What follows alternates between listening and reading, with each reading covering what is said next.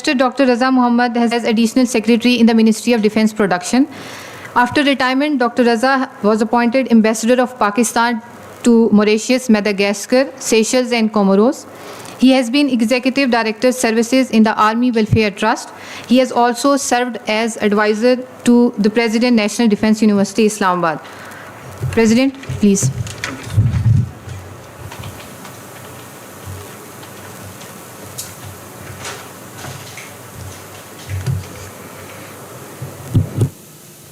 Assalamu alaikum. Distinguished guest, Dr. Salim Ali, and ladies and gentlemen, Assalamu alaikum and very good morning. The first thing which came to my mind after reading his title was, what is blue and gold distinguished lecturer? Professor, sorry. So I asked him. So he said that it is basically the colors of the university. And the Delaware University has only 3 to 4 professors who are blue and gold. So he is one of those. So that way he becomes a very, very distinguished professor. And by default, we become very lucky that you are here with us and on a very short notice, on a very short request. So he works on a very, very unique area. As you can see the title, Environmental Peace Building in South Asia. So it becomes very difficult to understand for a person like me, जो सारी ज़िंदगी फौजी रहा हो, कि यार environment कैसे peace build कर सकती है. So today we will try to understand that how can environment contribute towards the peace building. But I think it is both ways. Environment is important for mental peace. Environment can be utilized. For example, I was just going through some information which was given to me by Dr. Anil, that there are certain forums which are working very well. And there are 3 examples which they have given.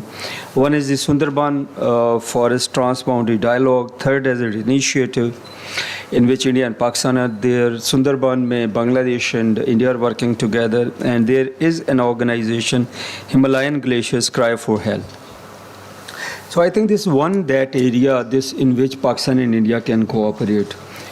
We are suffering, they are suffering because of the glacier melting. If you see last to last year, we have been encountering flash floods and sometimes unexpected devastation because of the flooding.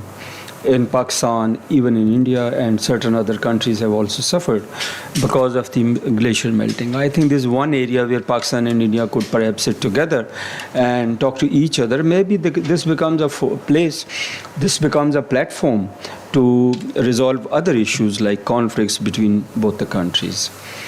Now, peace building through environment, he will explain it in detail. But I think the reverse side is that the conflicts also impact the environment. For example, there is a war going on in Ukraine. Who is bearing the cost? When it comes to financial and physical and cost of life and infrastructure, EU is bearing that cost, whole the EU, including Russia. And when it comes to the fallout or devastation caused by the use of weapons of destruction, I'm not saying weapons of mass destruction, the chemicals, the explosives, the other things which are being used, the forests are cut, the water is affected, polluted, and so many other things happen. And ultimately, conflicts spoil the environment. So these are 2 things I thought I can just flag these. And actually, Dr. Saab is the authority on it. हम तो भी मैं आज ही कोशिश की थोड़ा सा समझने की. So sir, very grateful to you that you are here. Very welcome and thank you so much. Thank you. Okay, PowerPoint का I have a presentation also जी वो लगा लें. Assalamu alaikum ji. Thank you so much for this gracious introduction and for the invitation. Special thanks to Ambassador Raza and also to Dr. Anil Salman, who is the director of your economic security program. I've known him for many years when he was doing his doctorate in the US. In fact, one of his mentors at IPRI, John Gowdy, I knew very well, and he told me he was one of his best students, and your IPRI is very fortunate to have him here. So yes. All right, so the topic I'm going to talk about is one that is somewhat controversial because often the environment is seen as low politics. Environmental issues are seen as not in the same league as high politics of war and peace, right? And so oftentimes people think about environmental issues as mid-level bureaucratic things which can be handled by technocrats, as we call them, right? And what I'm going to argue is that, in fact, they're not just issues for technocrats, that, in fact, the environment is ultimately what sustains us. It sustains the economic security of a region. It also sustains the political security of the region. If you don't have resources, if you don't have water, if you don't have food, you will not be able to have any industrial infrastructure either. I like to also start some of these talks with art, because often art is underappreciated. So art and our understanding of complex issues are important as well for us to appreciate. So this is artwork which was commissioned in a competition held between India and Pakistan of young artists. So this is a painting that was put forward by a Gujarati artist in 10th grade. And it's trying to show, what can be ways of peace building. And you will see that in the artwork, there are environmental images as well, whether it is around climate, around water, around infrastructure and roads and connectivity. So it's just nice to start off with giving us that kind of breather of artistic expression, okay? And my contacts are there for those of you who would like to connect with me later on as well. So in terms of research, as an academic, I always like to start out with research questions. You can always have opinions, but you want to first have some research that you're going to try and address in terms of questions. So these are some of the questions that I'm interested in this whole line of research.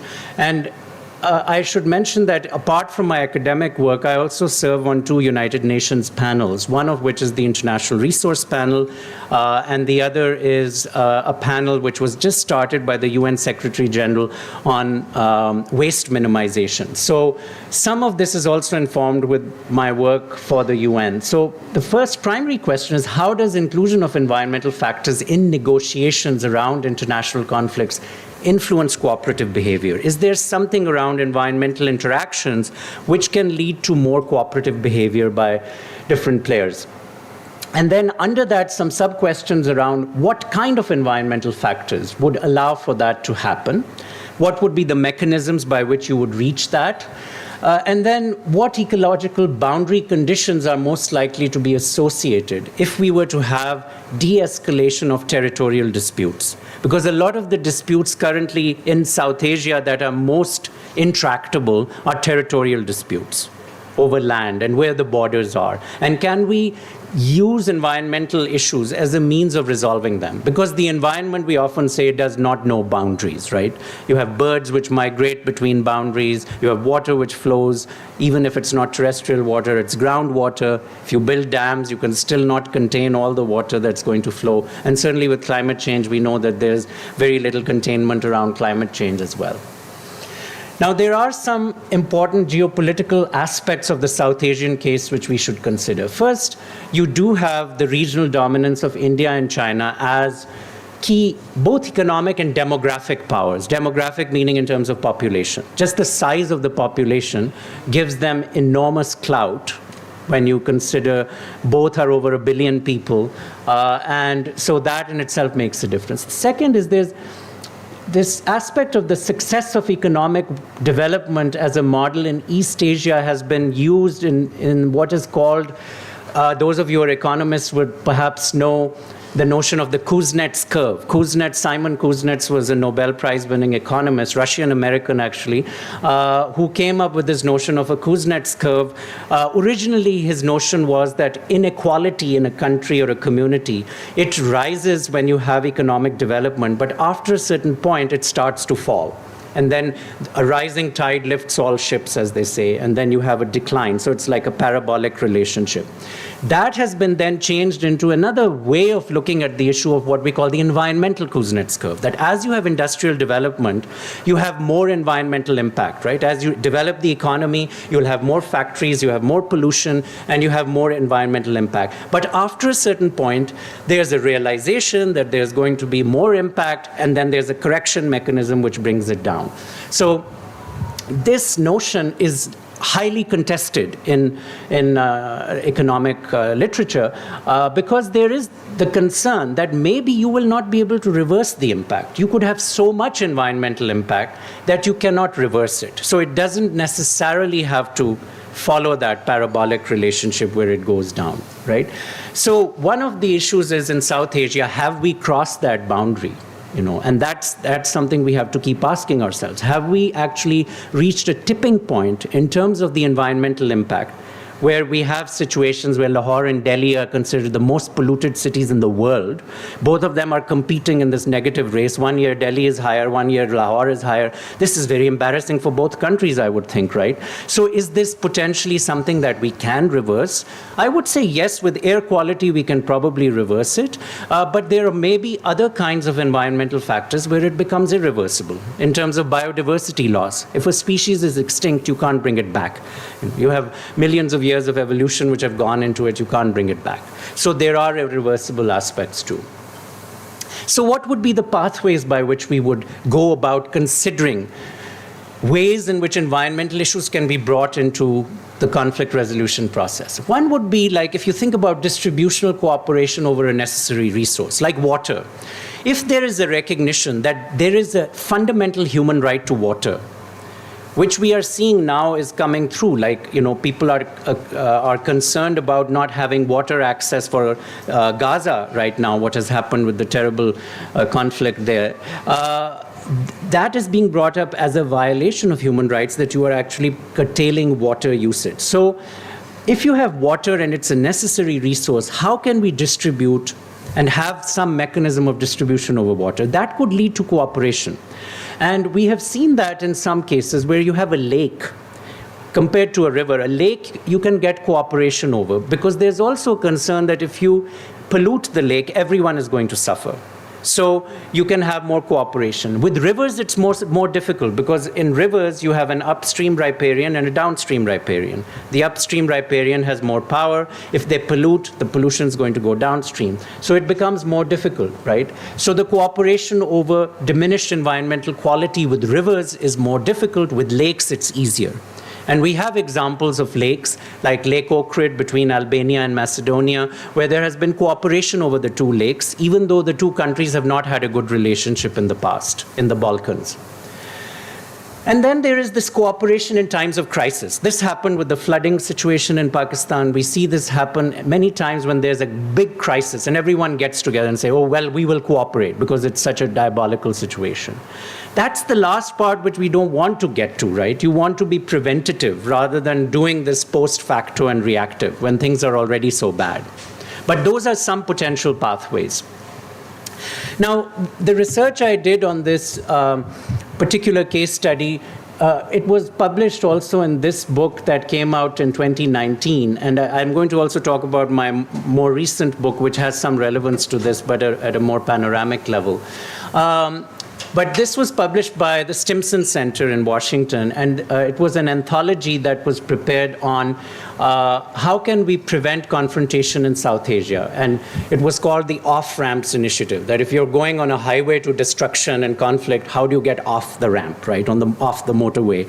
And so I contributed a chapter in this, but there were several other scholars too. And this book is downloadable for free online. So you can just go to the Stimson Center, and which is a think tank in Washington. It's a nonpartisan think tank. It's not supported by, any particular partisan institutions. Actually, very good organization, the South Asia program. So have a look at that. The chapter in that, I wanted to specifically focus on one dispute where this could be used. So that chapter focuses on the Sir Creek dispute. How many of you are familiar with Sir Creek in the audience? Not, oh, okay, most of, half of you. This is a very little known dispute actually between India and Pakistan. More people know about Siachen. I will talk about Siachen also later. But this is a dispute which goes back actually to the British colonial times. It's about, in the Indus Delta, where is the boundary between jurisdictions? And after partition, this became an issue around the boundary between the two countries, but this was even a concern in the pre-partition times. And this is a map which is showing you where the location is. It's a very ecologically interesting area. Environmentally, it's very special because the Indus Delta has immense biodiversity. It has mangrove swamps. It's an amazing ecosystem. And it's also a wetland system. A wetland system is one where you have specific kinds of hydrological conditions, and it is protected under an international treaty. There's a treaty called the Ramsar Convention on Wetland Protection, which goes back to the 1970s. This treaty is one which is signed by both India and Pakistan, but many other countries. It's an international environmental treaty. And so in this chapter in the anthology, I looked at how we can use a mechanism like the Ramsar Treaty to resolve this dispute. And it's in many ways a fairly simple dispute to resolve because, this is a zoomed in map of this. If you think about what is going on here, this is the creek within the delta. And the dispute is whether the boundary is in the middle of the creek or on the border of the creek. Now, as an ecologist, I find this quite perplexing because, deltas are constantly shifting. They're not static.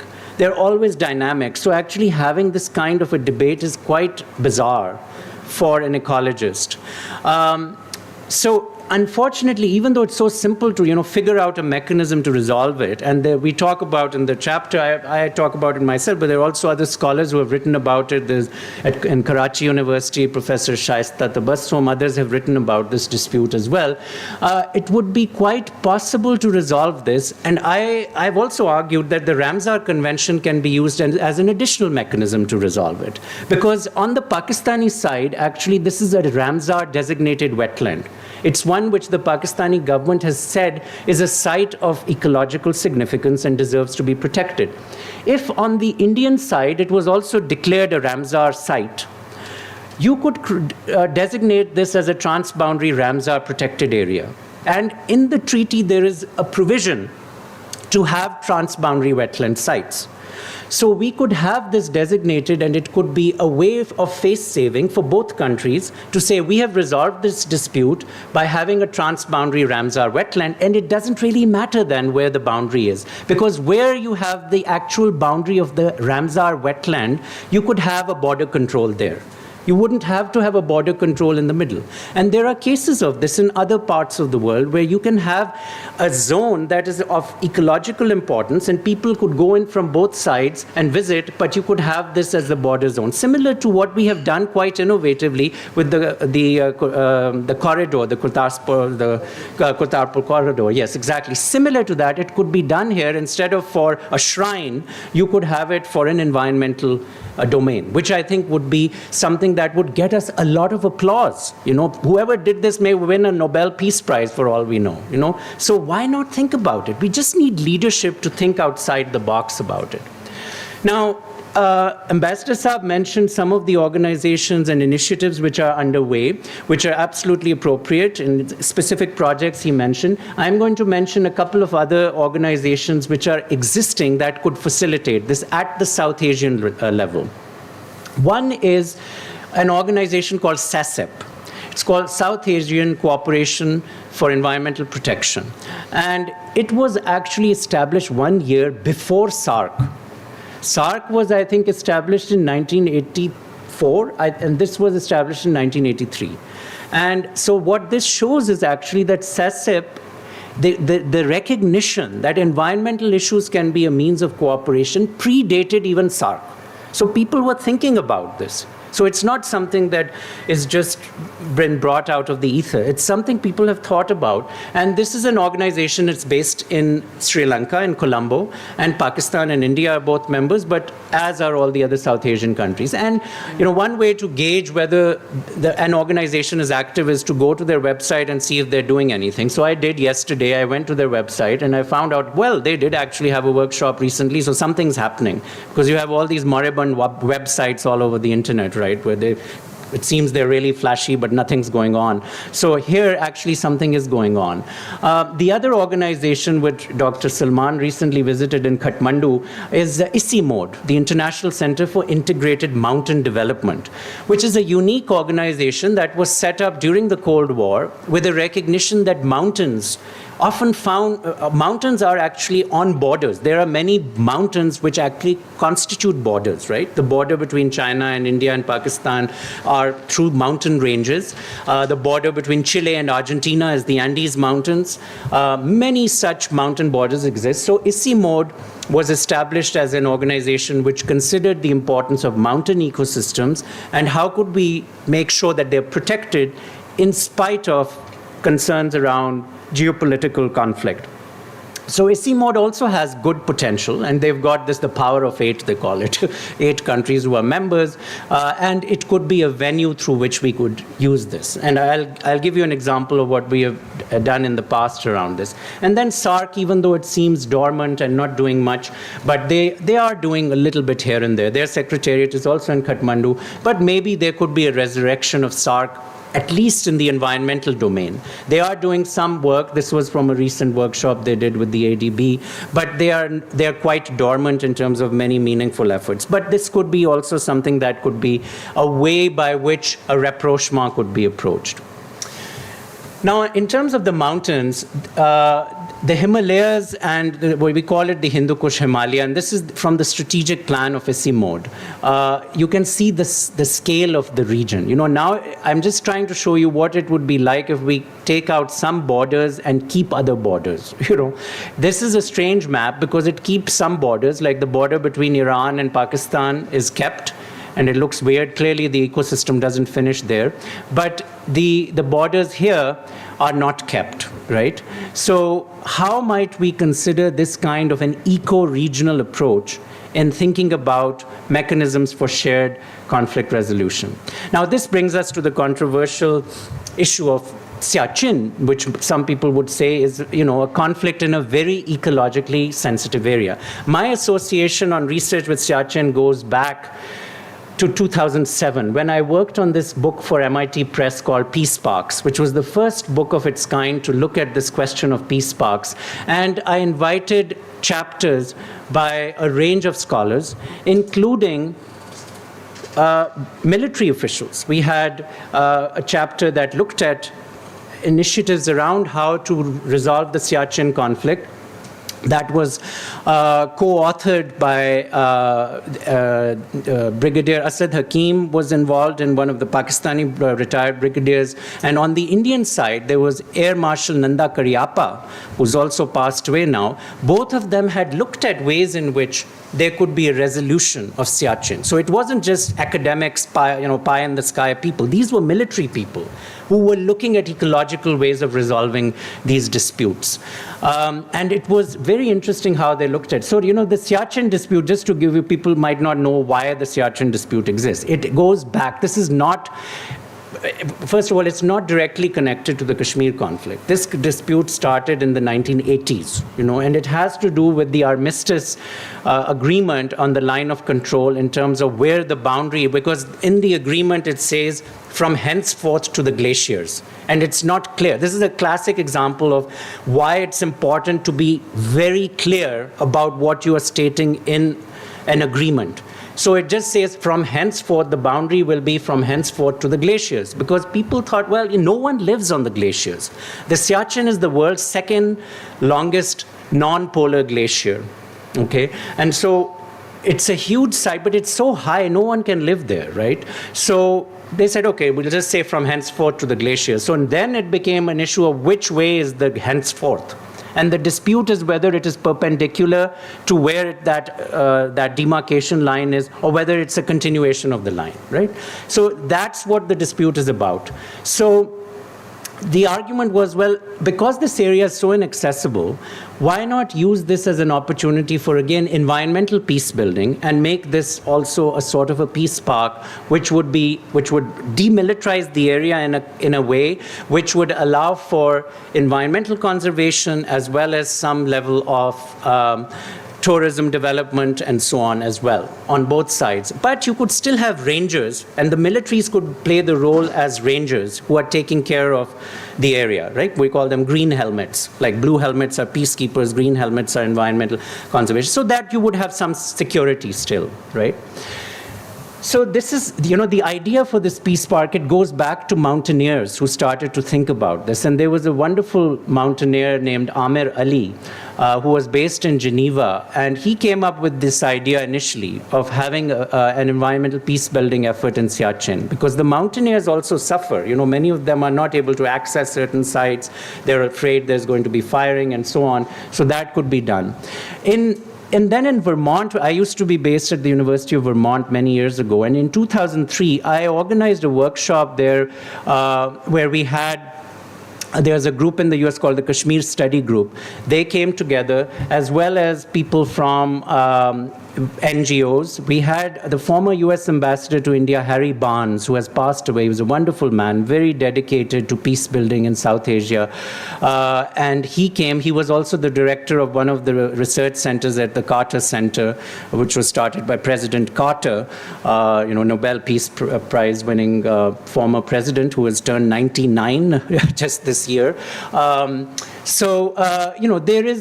was good momentum then.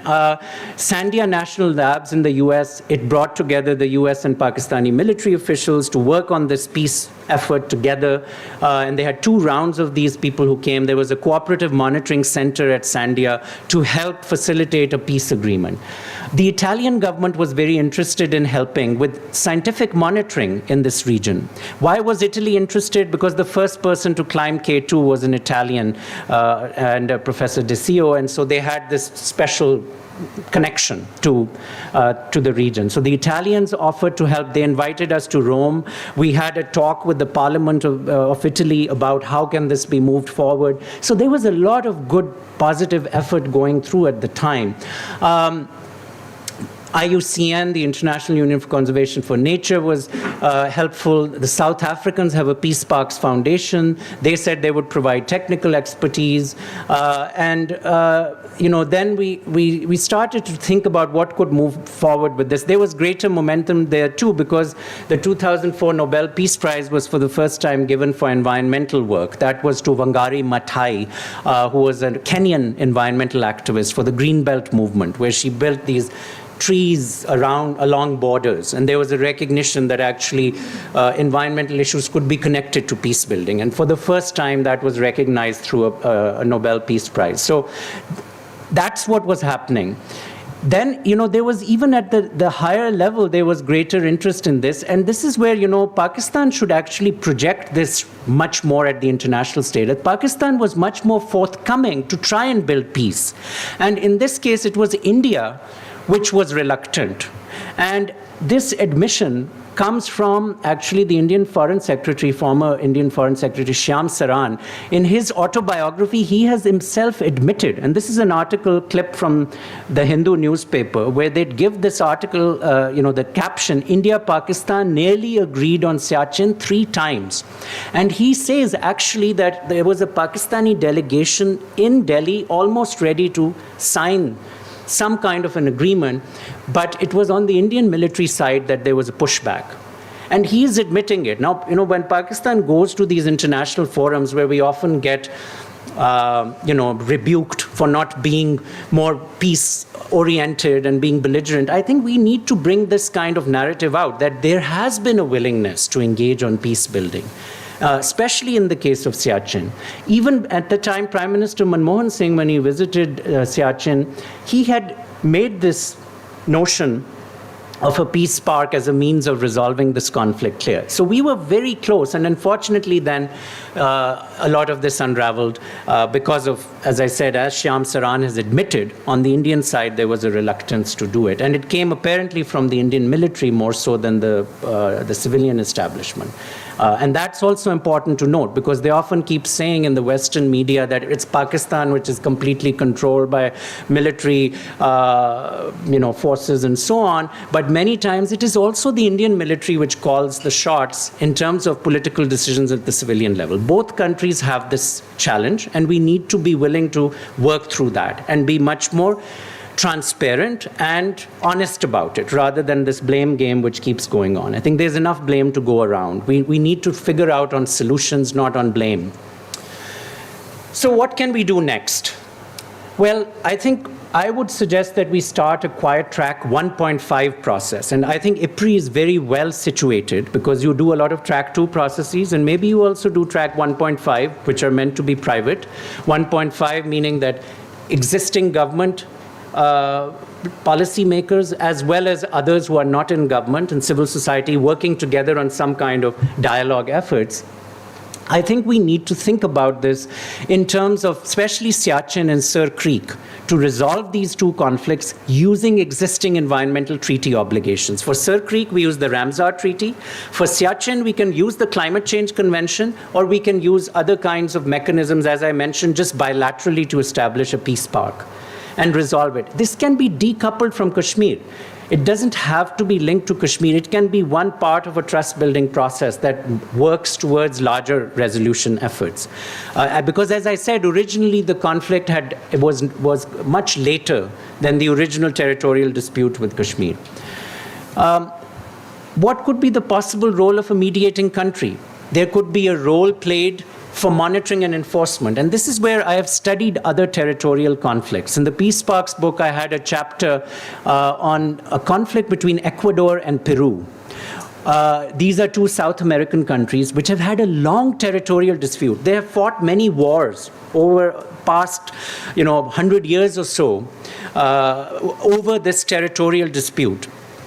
And then during the Clinton administration, there was a peace treaty signed between Ecuador and Peru in the Cordillera del Condor, because this is a very special region. It's where the Amazon rainforest meets the Andes.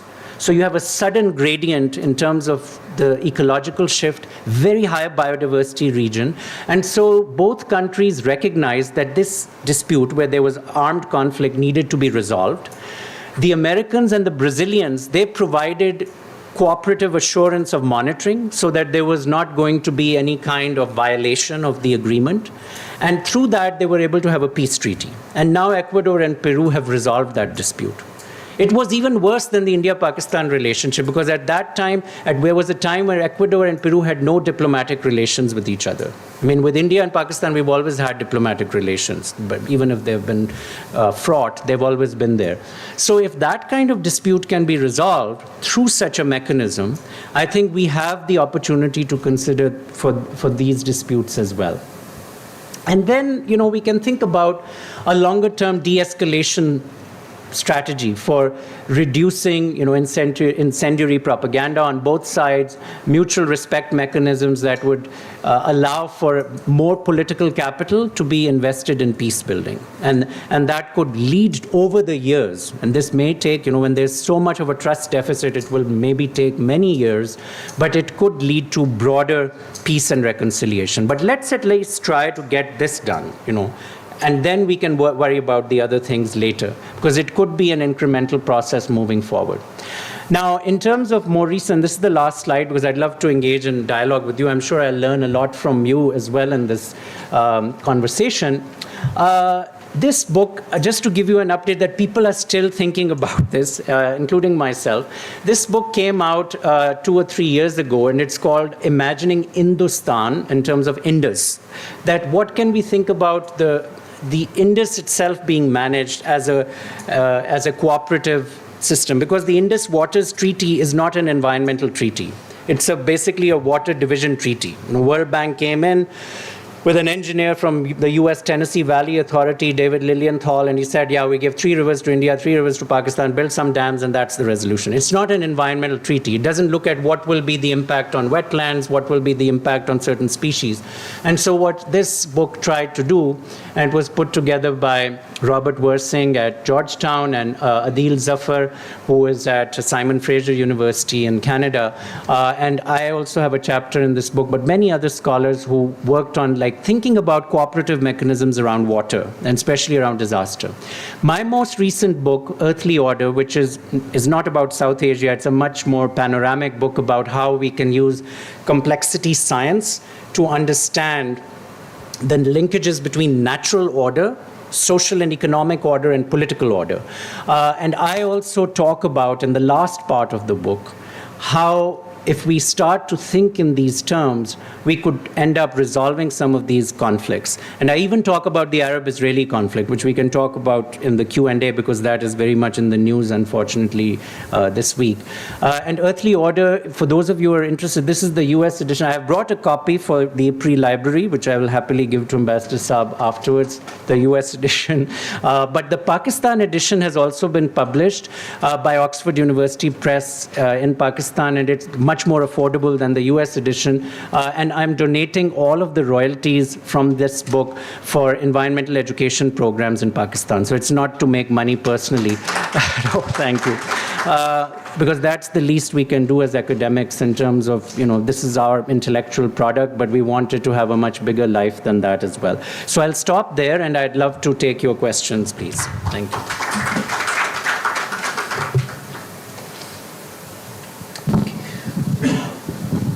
Yes, sir.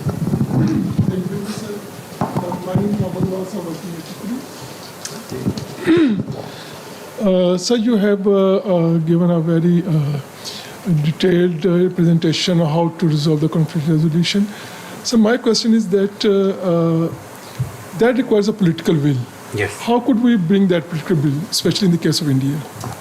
Yeah, I mean, one of the other projects I'm working on is analyzing peace agreements. And this is a project we're doing with the Harvard Kennedy School, which is focused on looking at 15 peace agreements that have been done in the last 20 years. And what was it that led to those peace agreements? And there are many factors, what you're talking about with leadership. Some of it comes from just the individual ambition of a leader, that they want to see that themselves being recognized by history. Maybe we will have someone like that. There are people who are willing to take that because of their personal ambition. The other comes from many times pressure from mediating entities, which can lead to a process of peace and reconciliation in the same way. So one of the peace agreements we are looking at is Mindanao, in the case of the Philippines, where the agreement is about an autonomous region for the Muslims of the Philippines. And that peace agreement was a long process that was negotiated through various entities, civil society groups, who basically there was conflict fatigue, and the conflict fatigue led to those groups ultimately coming together. And in other cases, you can have economic pressure, which can create a mechanism for that motivation. So there are multiple ways in which that political leadership can be incentivized. As I gave you the example of Cordillera del Condor, President Clinton himself played a very important role because he wanted, one of his legacies was he wanted it resolved. The Brazilian president was very interested as a mediator and played that role. We are seeing that kind of dynamic with some countries where they really want to play. Qatar has said they want to play a role in regional peace building in many cases, in many parts of the world. So that can help as a motivator. So yes, there are multiple pathways in which, and that project will finish in a few months, so I'll keep you posted on our findings there. Other questions? Thank you, Dr. Ali. It was a very touching discourse, basically, because you talked about environment, and you rightly talked about the need for track 2.5 or track 2 diplomacy between both the countries, because I have been part of that for last many years, so I can be very touchy on that. You have rightly talked, and you also talked about the Lahore and the Delhi equation. When you get smog and you get all these things, we are unable to see. There is one more issue that goes, that's the oceans acidification, as well as the total loss of biodiversity. Because now what we have in the form of oceans in Karachi and elsewhere also are stinking ponds in the oceans. For miles and miles you have that stink and you have that degradation. Are there any issues that can be taken up in the form of environmental and industrial domain so that these can be addressed? Thank you. Yes, thank you. In terms of ocean pollution, we are currently at the UN negotiating a global treaty on, it's called BBNJ, Biodiversity Beyond National Jurisdictions, and it's focused on the oceans. So that is currently, we do not currently have an environmental treaty on the oceans. We have a UN Law of the Sea Convention, which is more about territorial demarcation in the ocean and not as much about environmental issues, though there is the International Seabed Authority that works on mining in the ocean and deep sea nodules. But this treaty will play that role. So keep an eye on it. There's a draft currently, and Pakistan is also involved in some of the discussions. There is another treaty that is being negotiated on plastics pollution, because most of the plastics go into the oceans, and you have these huge patches of plastic in the middle of the Pacific and Atlantic, which are quite dreadful. So that's another new treaty. And this new panel I mentioned to you that I'm on, the Zero Waste panel, which the UN Secretary General has just started. We're having our first meeting in Turkey, in Istanbul, in a few weeks. And the Turkish government is showing a lot of leadership on this in terms of figuring out what would be the way forward. So yes, we do need some kind of international mechanism that would allow for the regulation of the pollution of the oceans.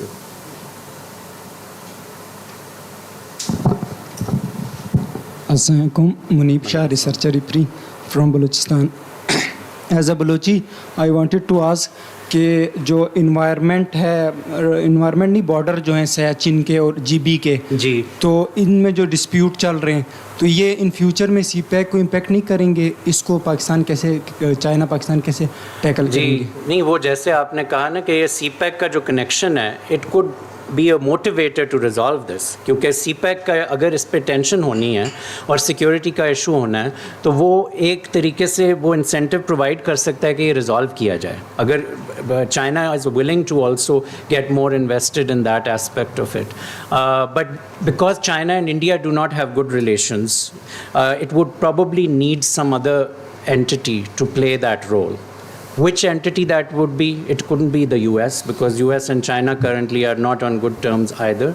So we would have to think about which entity. And I do think the trust deficit is so high, even though countries say we do not want interference, we will do it ourselves. I think they will need to have external mediation, even if it is done behind the scenes. They may not want to do it publicly, but you will need it. Just like Cordillera del Condor का था, वो behind the scenes mediation हुई थी ना, Brazil और US ने की थी. Now, which country could play that role? There could be a few, and there are potential reasons why some countries would have a vested interest in supporting this. It could be one of the Gulf countries, because they do have leverage with both India and Pakistan. Because of the diaspora population and the remittances which go from the Gulf countries to both India and Pakistan, the Gulf countries have a lot of leverage on both countries.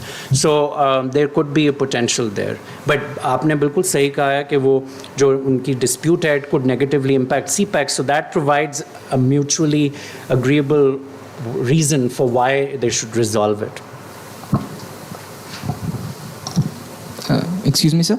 You had ably described how environment can be a way to solve territorial disputes, but we're increasingly seeing that environment is becoming also a source of contention between various states. For example, the recent dispute between Iran and Afghanistan over the Helmand River water, as well as the troubles in the Nile between Ethiopia and Egypt.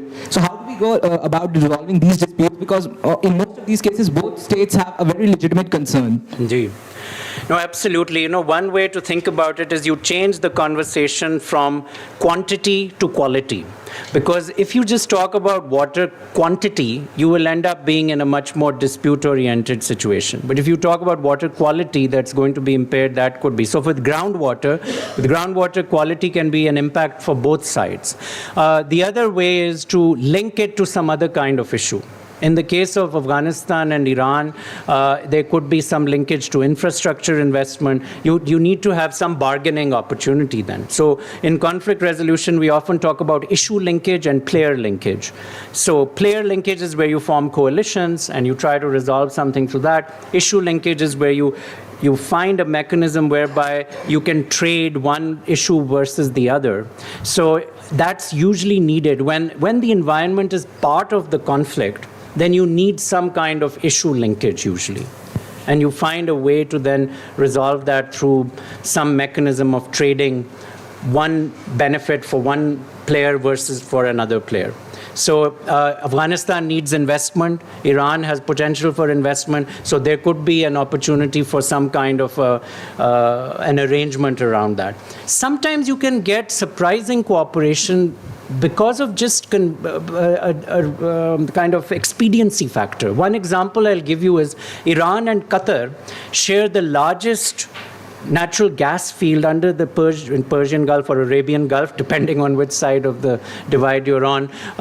It's called the South Pars gas field.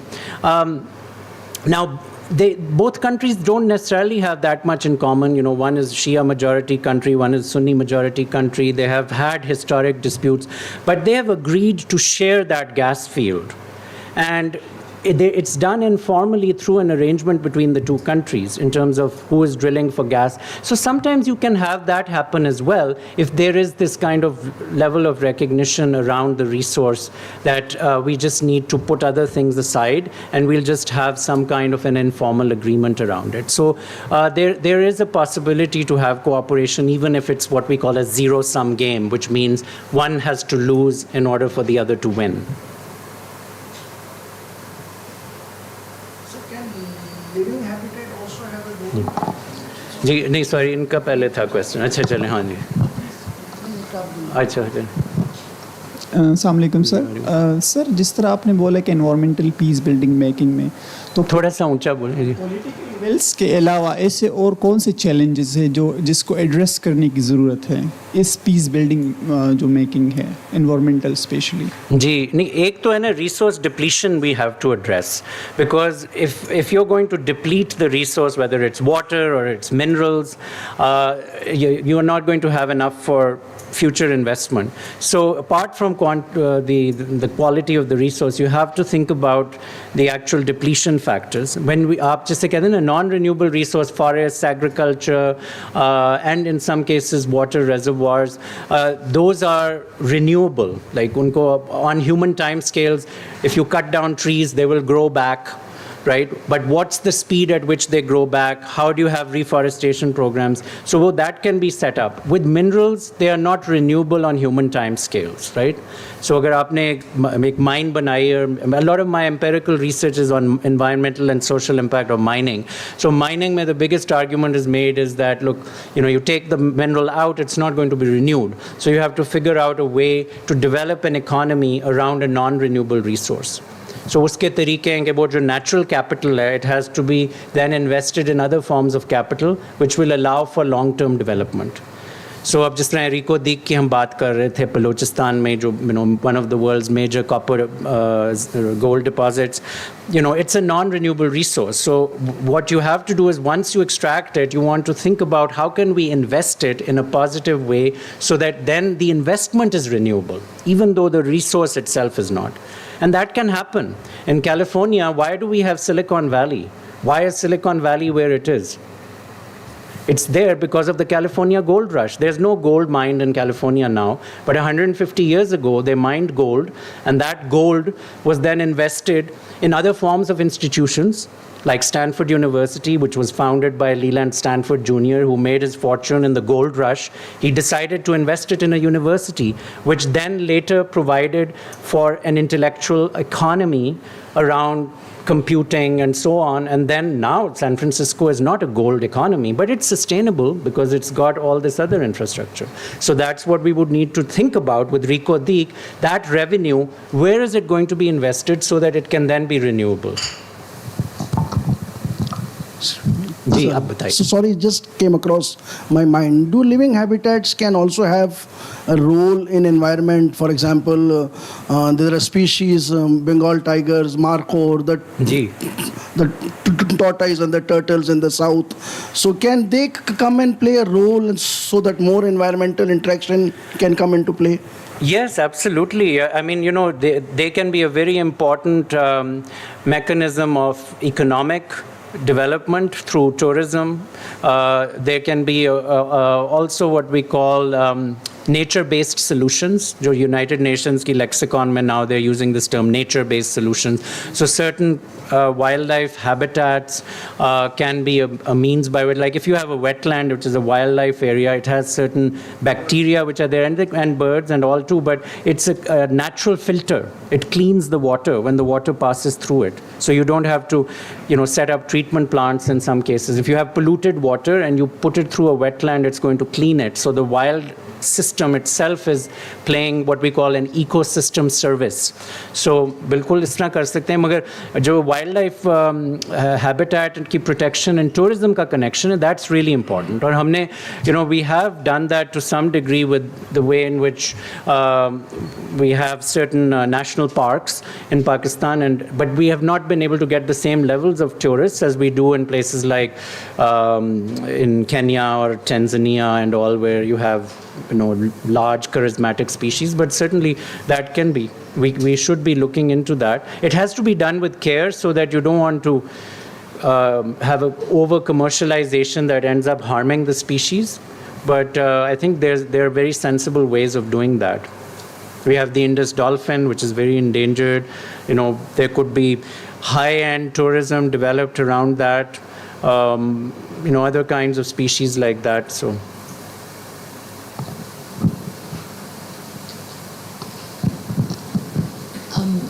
Hello, sir. It was a very, very good presentation. Thank you. When we talk about, you spoke about the Indus Waters Treaty and how the criticism is that it divides water instead of sharing it, which should be the ultimate goal. But at the time that the treaty was negotiated, it took 9 years and the World Bank's involvement for the treaty to be negotiated.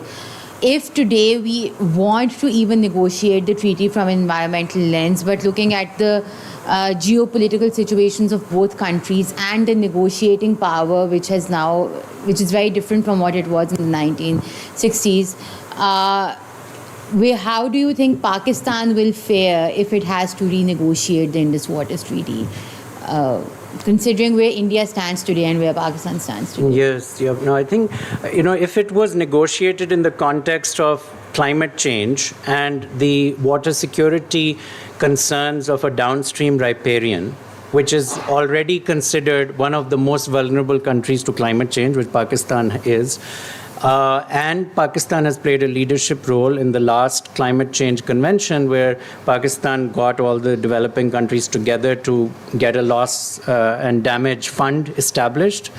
I think we would fare better, because that would be the way in which it would be pitched, that because of vulnerability, we have a greater concern around how water is managed. This has happened with the Nile. You know, Egypt is the downstream riparian in the case of the Nile, and the upstream riparians, now Ethiopia is building a dam.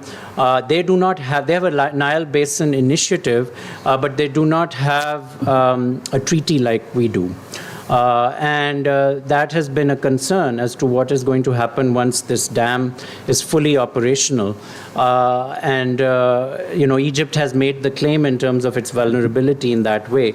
So I think that's the way we need to approach it in terms of climate vulnerability, hydrological vulnerability, and then you will get more support also from the international community on a renegotiation, which is more favorable in terms of especially times of flooding, times of economic hardship, linked to water and agriculture, because most of the water is used for agriculture, 65-70% of water, and then food security for Pakistan in that regard. I think that's the way forward, rather than it being just let's divide the waters and so on. Yes, please. Yeah. No. जी जी बिल्कुल. Couldn't help responding to what you said as being part of the curriculum that case on the environmental aspects of being the government. There was the physical and the environmental parts. And I'd also worked on the Ravi basin, Ravi issues in Pakistan on the environmental and the distribution of water. Just like to add to what you said, the perspective would be that we should first demonstrate that we use the resources more efficiently ourselves before we go on the table to say that we need more on environmental or any other vulnerability account. Because otherwise you don't have an alternative.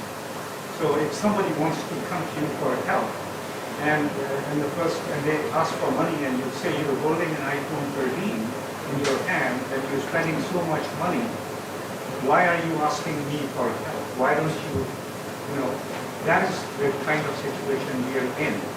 So my take on this is that we need to work internally and we push the things to some limit and demonstrate that you've done what you could efficiently internally. And then go on the table and say, we want to do more, but here now we need help. Then you will have an audience.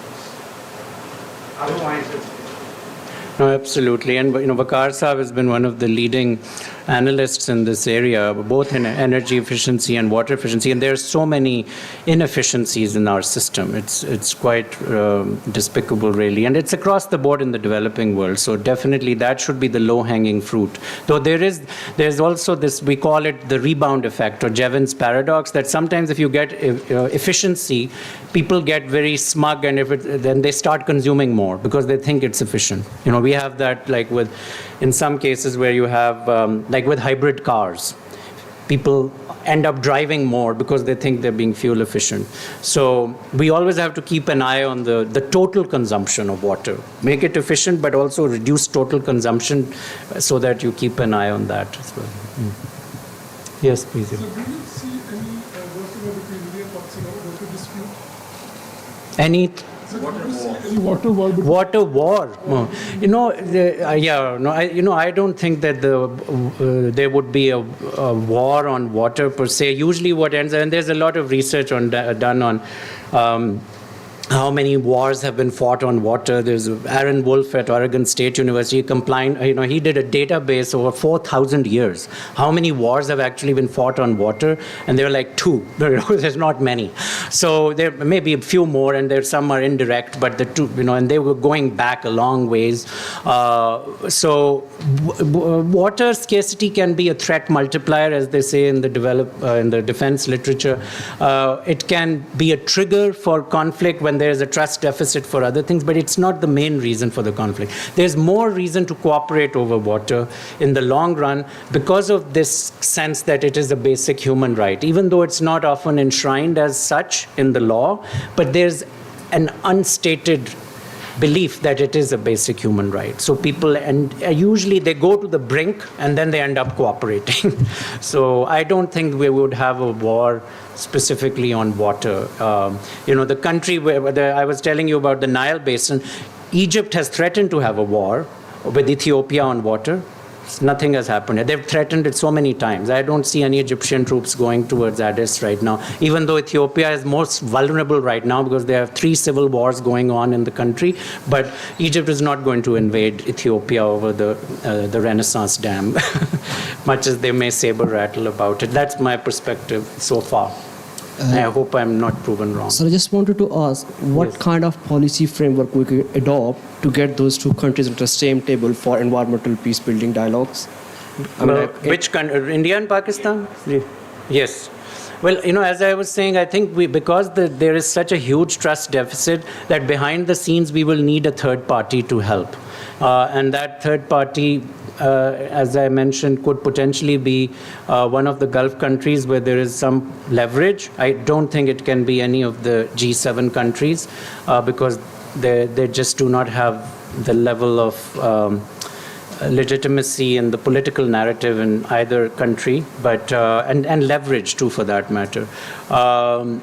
But the other way forward, as we've analyzed some of these other peace agreements, you may come up with a leader who has that ambition, who wants to resolve the conflict, and then you can have it happen. And we have seen that recently, like the Eritrea-Ethiopia conflict, which was resolved by President Abe. It was very much his individual leadership, and it got him a Nobel Peace Prize, even though then he ended up in civil war and with other conflicts. But his own, with the Eritrea-Ethiopia peace agreement, it was very much that individual leadership ambition which got him to that point. So maybe we will have leadership of that kind in either country, but I really think we need mediation behind the scenes. It has to be done low-key, without much publicity, until you are ready to make it, because otherwise you'll have the social media spin masters going haywire with conspiracy theories, and as you all know what happens, and anything with peace in Pakistan becomes more conflict, or same with India too. In India it's become even more so because they have a very strident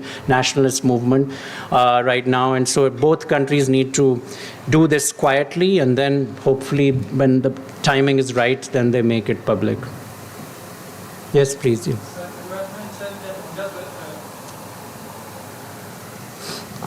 Sir, you have mentioned Indus Water Treaty. Sir, currently there have been debates about a possible review in that treaty. Sir, is it advisable to include the environmental aspect if there is one possible? Yes, I think if they have a formal revision process I think we should work with the treaty. I don't think we need a separate treaty. I think it needs to be completely reworked. And they have tried to do it a few times, but it has been very minor in terms of the changes. And so it's possible that, the original negotiations with the World Bank, which led to it, it's possible we bring in the bank again. But I personally think it would be better that we handled it through the UN Framework Convention on Climate Change as another additional mechanism, because then it would be linked to this broader issue of vulnerability and so. And both Pakistan and India have ratified the Climate Change Convention, so it can be framed as a way of meeting their obligations under the Climate Change Convention also. Yes, please. Yeah. Thank you. Dr. Salim, always a treat to listen to you. I have two small questions. Number one, that in your experience, specifically with reference to Pakistan, though we are talking about the environmental peace building, what has been the role of Pakistani diplomats? Because in the start you talked about that we think that we need specialists or the technocrats and we ignore other stakeholders. How has Pakistani diplomats been in the forefront in terms of the environmental peace building? Yes. Because I now interact a lot with the UN in different capacities, I have been quite impressed by what I have heard from other countries talking about Pakistani diplomats. And, I have 3 citizenships, Pakistani, Australian, and US, and I end up connecting with various delegations from all 3. And recently on the climate change treaty issues, we've been very well regarded with the negotiations of the loss damage fund, which the former minister Sherry Rahman helped to negotiate, got a lot of acclaim for that. Then in the WTO, I was invited recently to a meeting around the circular economy and the role of waste minimization efforts in the WTO, because one of the problems is with waste is there are so many barriers to trade in waste that it prevents efficiency, what Pakarsa was talking about. Because if you can't trade waste and you label it as hazardous, then you can't recycle it. And we have a whole convention called the Basel Convention on hazardous waste transport. So the WTO was trying to figure out how can we have a better efficient economy on waste and circular movement of waste. And I was really surprised that the head of environment at the WTO especially said, the head of the environment caucus at the WTO was the Pakistani ambassador to the WTO, the former one, Dr. Tawqir Shah, and who is now, I think, been made the World Bank representative for Pakistan. And he especially, this guy had no axe to grind. He's a Malaysian diplomat working at WTO, and he especially praised him. So, so we have got a claim. As with any country, you have people who are good at some things, not at others. But overall, actually, it's been quite positive, the feedback I've seen. And when we are talking about specifically the minerals, maybe I have limited reading. Is it a case of weak sustainability versus the strong sustainability? Yeah, exactly. So in sustainability literature, we refer to renewable resources on human time scales like forests and agriculture as strong sustainability because they can be basically renewed directly and they form an economy.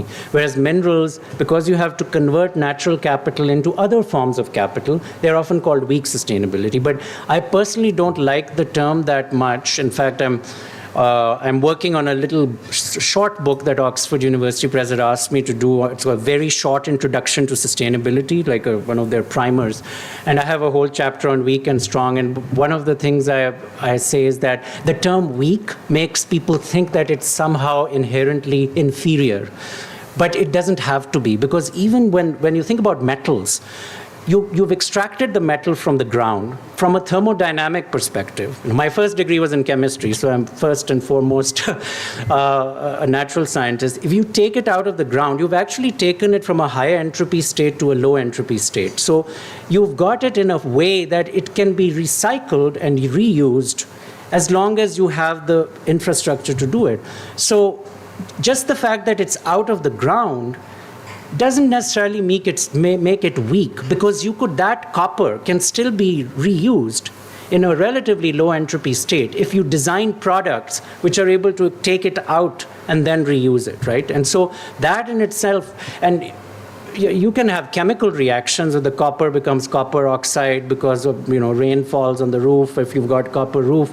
But if you have good techniques to then still extract the copper is still there, right? The only way you convert one element to another element is if you have a nuclear reaction. Otherwise, they're still there. They become salts or other things. So that's why I'm a little reluctant to use the term, but you're absolutely right. That's how it is used in the literature, that minerals are weak sustainability and forests and agriculture are strong sustainability. Yes, please. Yes.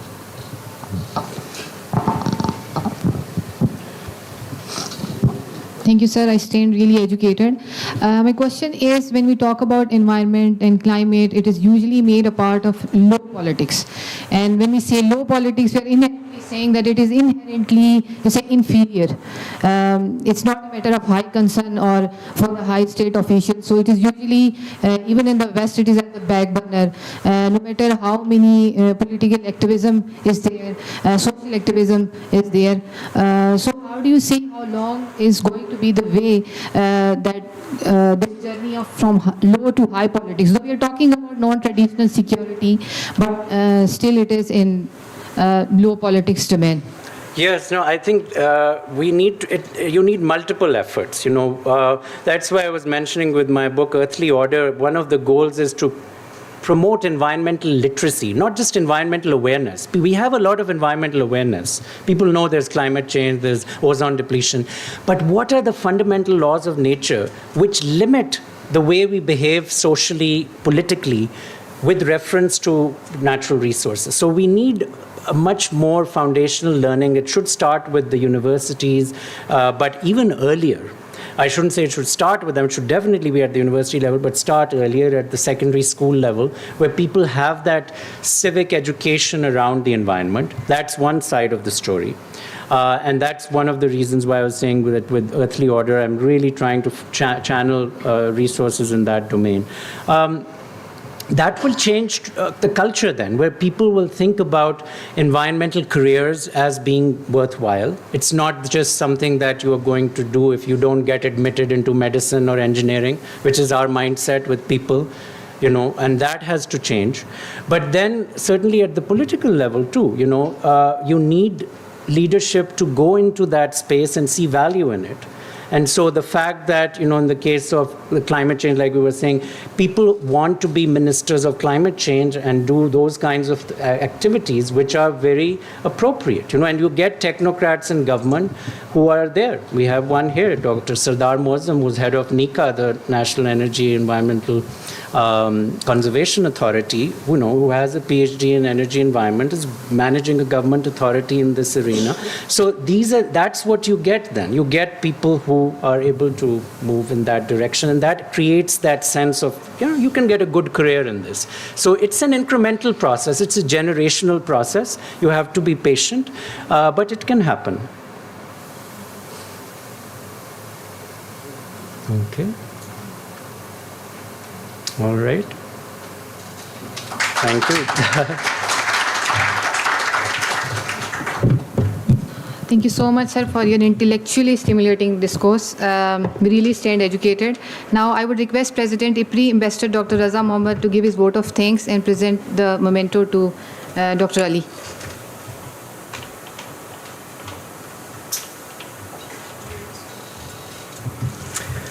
Sir, after what we have spoken, I do not have much to add. But one thing I think about the Pakistan and India rapprochement, you have discussed and given some very, very good suggestions, especially for resolution of Siachen and Sar Creek issue.